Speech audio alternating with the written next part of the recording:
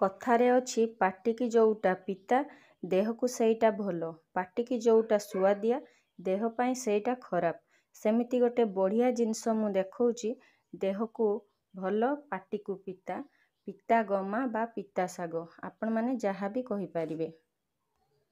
ଆଜି ଏଥିରେ ମୁଁ କ'ଣ ବନଉଛି ଚାଲନ୍ତୁ ଦେଖିବା। ଆକୁ ପ୍ରଥମେ ଭଲ ଭାବେ ଧୋଇ ରୁଞ୍ଚି ନେବା, ତାପରେ ଆକୁ ବୋଇତାଳୁ ଆଳୁ ବାଇଗଣକୁ ଛୋଟ ଛୋଟ କରି କାଟି ନେବା, ପିଆଜକୁ କାଟି ନେବା ଚୁନ ଚୁନ କରି ଓ ରସୁଣକୁ ଛଡ଼େଇ ନେବା। ପିତା ଶାଗକୁ ଏମିତି ଭାବେ ରୁଞ୍ଚି ନେଇଛି, ତା ଦେହରୁ ଖାଡ଼ି ବାହାର କରି ନେଇଛି। ତାପରେ ପରିବା ସବୁକୁ ଏମିତି କାଟି ନେଇଛି, 2ଟି ବାରମାସୀ ନାଡ଼ିକୁ ଦେଇଛି, 2ଟି କଞ୍ଚା ଲଙ୍କା ଦେଇଛି, ରସୁଣକୁ ଛେଚି ନେବି, ତାପରେ ପ୍ରସ୍ତୁତ କରିବି। ସୋରିଷ ତେଲ ଗରମ ହେବା ପରେ ସେଥିରେ ଜିରାକୁ ଦେଲି 1 ଚାମଚ ଜିରା, 1 ଚାମଚ କାଶ୍ମୀରୀ ଚିଲି, ତାପରେ ସେଥିରେ ପିଆଜକୁ ଦେଇଦେଲି,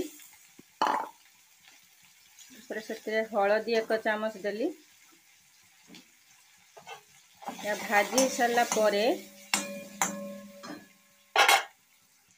ଏଥିରେ ଛେଚି ରଖିଥିବା ରସୁଣ ଓ ଲଙ୍କାକୁ ଦେଇ ତାକୁ ଭଲ ଭାବେ ଗୋଳେଇ ନେଲି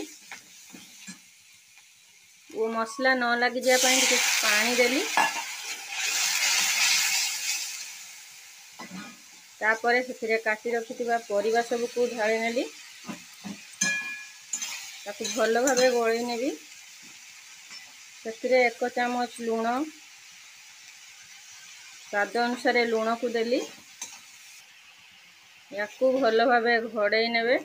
କିଛି ସମୟ ପରେ ଏହା ଟିକେ ସିଝି ଆସିବା ବେଳକୁ ସେଥିରେ ଆମେ ପିତା ଶାଗକୁ ଦେବା। ଏବେ ଏହା ଭଲ ଭାବେ ସିଝି ଗଲାଣି, ତାକୁ ବାହାର କରି ନେବା। ତାପରେ এই ପିତା ଶାଗକୁ ଭଲ ଭାବେ ଧୋଇ ନେଇଥିବା, କାହିଁକି ନା ଏଥିରେ ବାଲି ଥାଇପାରେ, ତାକୁ ଭଲ ଭାବେ ଧୋଇ ଏମିତି ଛୋଟ ଛୋଟ କରି କାଟି ନେବେ। କାଟି ନେଇକି ତାକୁ ଭଲ ଭାବେ ଏମିତି ଗୋଳେଇ ନେବି।